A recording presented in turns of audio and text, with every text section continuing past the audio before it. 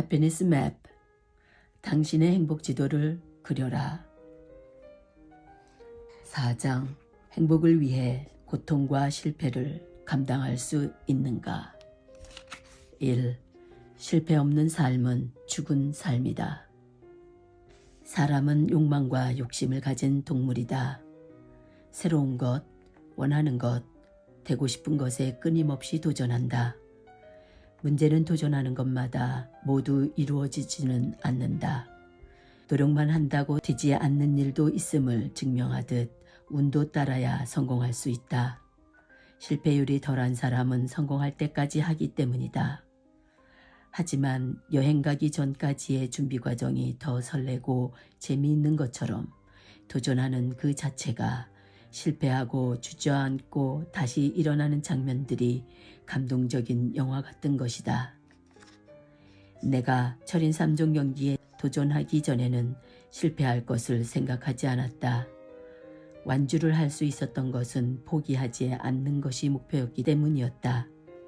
비록 몇천 명 중에 뒤로 몇십 등 안에 기록을 남겼어도 그것은 중요하지 않다.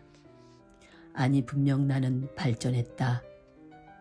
몇 년 후 두 딸과 재도전한 같은 경기에서 월등히 나은 기록으로 마쳤으니까. 심지어 몇 년 동안의 해외살이를 하다 돌아온 아무 준비 없이 도전한 둘째 딸을 이기는 쾌재도 불렀었다. 자전거를 배우지 못했던 때의 가장 큰 이유가 실패할 것을 두려워했기 때문이다. 그러니 도전하지 않았고 아무 일도 일어나지 않았으며 자전거 타는 것을 오랫동안 꿈으로만 가지고 있었을 뿐이다. 도전 없는 삶은 아무것도 아닌 삶이었다. 나는 할아버지에 대해 아는 것도 기억도 많지 않다. 나의 처음 기억은 서울에서 살면서 할아버지 할머니 집에 지금은 없어진 장항선 비둘기호 완행열차를 타고 거의 종착역쯤 되는 서천에 정말 종일 갔었다. 바깥 풍경의 푸르른 들판이 벼인지도 모르고 너무 예뻐서 좋아하며 처음 타보는 기차가 너무 신기했었다.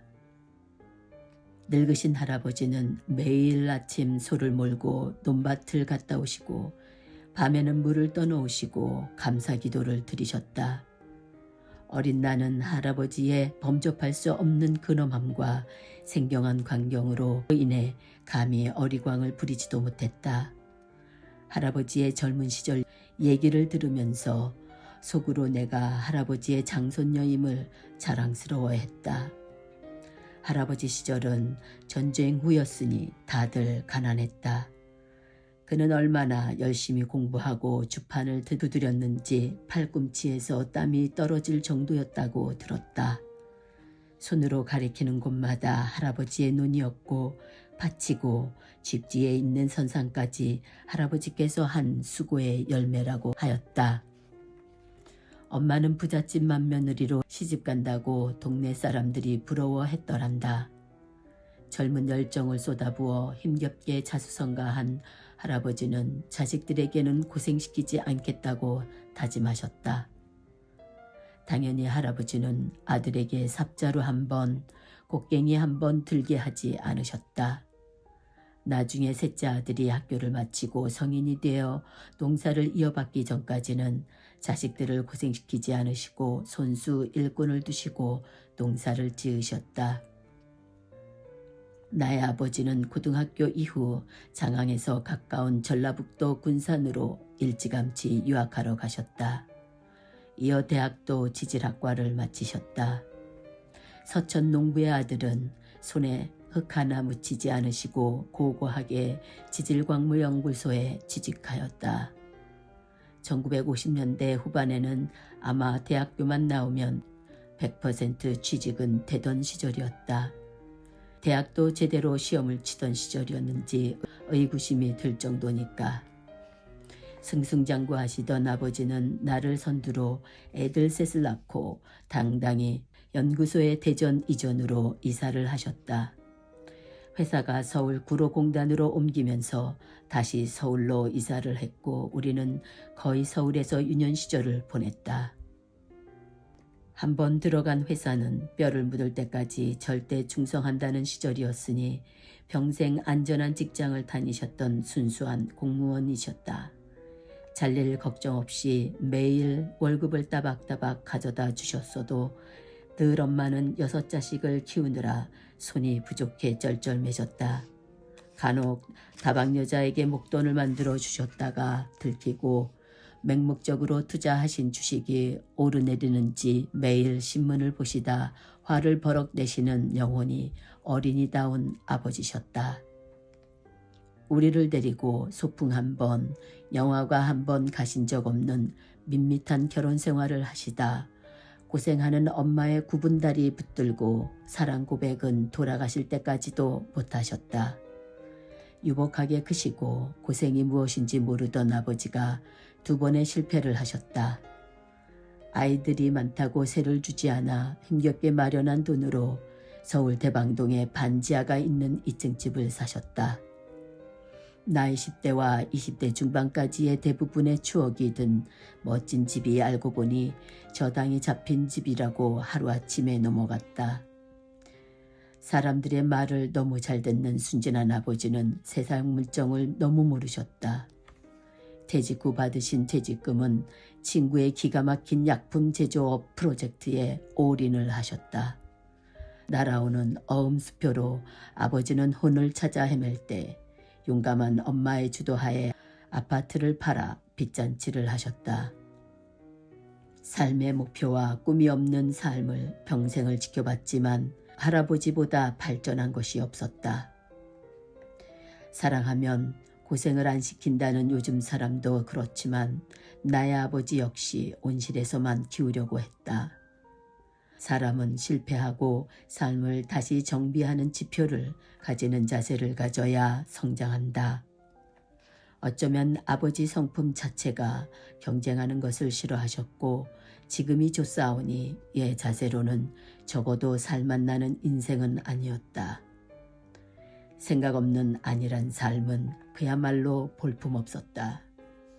아버지와 달리 남편은 완벽주의자였고 생활력이 강한 부지런한 남자였다. 게다가 예술을 할 섬세함은 없어도 손재주가 있었다. 결혼하고 나서 알았다. 형님과 함께 집을 짓고 있다고 했다. 정확히 말하면 남편은 이미 프로젝트를 결혼 전에 시작해서 땅을 파기 바로 직전이었다. 형님도 남편과 같은 공과대학을 나오고 삼형제가 모두 전자, 전기, 통신 엔지니어였다. 형님이 우상인 남편은 형님이 하는 것을 모두 따라하고 있었다. 주중에는 직장 엔지니어로 일하고 주말에는 집을 짓는 빌더였다. 집을 지어 팔겠다는 상업적인 목적이니 건축가의 자격증이 필요해서 건축 자격증까지 땄다. 모든 것을 다 손을 대는 것은 아니었지만 돈을 아낄 수 있는 것에는 주저없이 일했다. 형님과 함께 보통 땅 구역의 2배가 긴 곳에 연립내체를 짓는 처음치고 크게 버렸다. 반년 꼬박이라고 집이 완성되었고 마켓에 내놓았다. 운이 생각만큼 따라주지 않았다. 충분히 사전 점검을 하고 만약의 경우에 플랜 B, 플랜 C를 생각했지만 첫 경험자들에게 흔한 순진한 오산이었다. 90년대 초에 경제 대공황에 닥쳐 은행 금리가 20%가 되던 때였다. 그들이 은행과 거래를 약속할 때 벌써 15에서 16%였는데도 감당할 수 있을 거라 믿고 감행한 경제 무지렁이 초짜였다.